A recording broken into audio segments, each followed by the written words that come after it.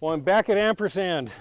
I regret last time I was here, I didn't ask more about the Steve Baer of Zomeworks tracker. And so I'm back with Amanda, and she's going to give us just a real quick brief on how it works, what's happened since then, because at the time it wasn't working right. So, yeah, so what's the deal? Well, we got this in, I'm going to say, 2004, actually, and it was already a used Zomeworks tracker. And you know, these trackers are passive solar, so it's not like a motor or anything. It's just the gases that go through here and then these are reflectors. So the fins, they reflect light onto these chambers with the gases, and so so the gas is I don't remember which gas it is, but it's a phase change gas. So it's like it's liquid when it's at a lower temperature, and then it goes to gas, you know, when it's higher temperature. Sure. So the reflection of the light, you know, changes the temperature of these of the sides of the tractor. So that's how it follows the sun on its own, through Steve Baer's amazing genius of having developed this. Yeah, so we recently replaced the bearings on it. So those are these blue things that, you know, have the little ball bearings inside, and it had blown around the wind so much, and also we added these extra panels. Sure. We like added these aluminum you know, outriggers basically, and so it changed the weight. But it seems to be, now that we've changed the bearings, it seems to be working fine, to have added this extra weight up there. And now it turns in the morning to face the sun, and then tracks the sun throughout the day, and it faces west when the sun goes down. So you get some more wattage that way, you know, some amount. I'm sure that Steve recorded somewhere exactly how much more, you know, wattage you get from actually chasing the sun, but I don't remember the number. Sure. And the gas is just inside the frames on the sides? Yeah, or? so it goes okay. it goes up here and then through these rods. Okay. On either side. So these are the things that are either shading or reflecting the light. Okay. And they basically it has to like pour back down here and pour the other way when it's flipped over, and Yep. Yep. It goes through. Wow. It's that compressed gas. Do not puncture. Good idea. Good caution.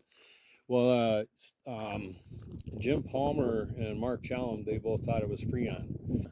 Anyway, well, cool. I can't think of anything else to ask. I'd love to find one of the used ones and put it in my backyard and put it to work. Okay. Yeah, it's pretty simple. Yeah. Yeah. You know what? I could show you this solar thermosiphoning soil heater that I just put on this new greenhouse if you want. Sure, if you got a few minutes for that. Sure. Yeah, okay. It's kind of just the last thing I've put together. Mm-hmm. So 2 years ago, this would have been, we were just starting construction. It's, you know, it's off-grid, there's no extra heat, and it didn't freeze all winter long. So I've got a fig in there, I've got a lemon tree.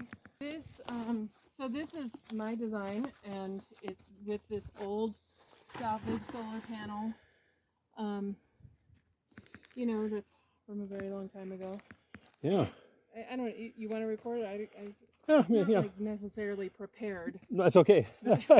No one ever is. That's okay. Well, I keep this shaded because it's summertime and I don't need to heat my soil in there. But it's like the extra heating for the greenhouse in the winter for if we needed it. You know? So, you know, it's got glycol solution in it, and it goes through this panel and then up through here.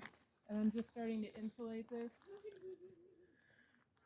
So it comes up through here. This is the fill chamber for the glycol. Okay. And then it comes into the greenhouse and into it's heater hose that I'm using, automotive heater hose, and it goes through this. This metal is filled with cob, so it goes into the thermal mass, and it goes to the end of the bed, and it wraps down into the soil along the cinder block wall, Sure. which is insulated on the outside, and then back out to the heater, to the solar panel. So it's just thermosiphoning heat and bringing it into this mass for just extra heat in the winter if needed. So Sure. we keep it covered in the summer, but in the winter I'll open it up so it just Sure. adds a little bit more. Yeah. Now, do you have one of those, this like wax-based valve thing here that opens up the? Yes. Okay. They're called the univent. Yeah. Yeah, so I have those on all of the openings here. So that's nice because you don't have to open and close them manually. Sure. They have a specific temperature that they start to expand and open up? Yeah, you know, yes. I don't. Oh, who knows what? I don't know what. I mean, to be honest, I'm surprised that they keep closing every night, even in the summer. Oh, wow. So I'm not sure exactly what's going on. Sure. I remember reading up on them, and you can get them set for a certain range to start opening. Yeah, And then, and partly it's like how you set it is you screw this in or out. oh yeah, sure. But I basically set them for winter to make sure they closed all the way at night. Yeah. And I think what I'm going to do next summer is just dismantle them for the summer and just prop open the windows all summer because I don't really want them to close at night. Sure. Cool. And it's cob all the way around? Well, it's Is that cinder kind of block 3 feet into the ground. Okay. And then, no, this is just the east wall that has the cob in it, but Okay. it's salvage insulation. Mm-hmm. So it's like these big foam boards that are surrounding the whole cinder block, but also in the north wall and in part of the ceiling. So Sure. it's got a lot of insulation. It's got the thermal mass is all in and underground. And then, yeah, the double paned windows that I reglazed myself. Sure. It's all salvage material. As you can see, Yeah. this is a car Oh yeah, hood. that's great. Yeah. Well, this is cool. This will be a nice supplement to your story. I was pleased to discover just recently we filled it with glycol. I was Mhm. pleased to discover that it worked, that it had enough height. You know, Sure. height difference because it doesn't go to a tank. Yep. It just does the loop, but it does circulate. Now, is it ethylene glycol? I believe it is because Okay. this is actually glycol. This guy John Benjamin, he's a genius inventor type guy too, and he salvaged this glycol from some solar experiment like ages ago. He's been like carting it around, and he's like, you put it in here. So yeah. I'm gonna bet you got to ask him. Did he get it from a rear projection TV? Because people get the Fresnel lens from the front, from the screen, and you can use that for cooking. Of course, it can Yeah, I melt have stuff one with of it. Yeah, those. there you go. And inside the 3 colored projector tubes is ethylene glycol to regulate the temperature. Otherwise, the thing would just blow up. Yeah, And- that's interesting. yeah. No, it was from a solar experiment. Okay. A long time ago, but Yeah. yeah, I didn't know that. Yeah. Okay. All right. Well, thanks again.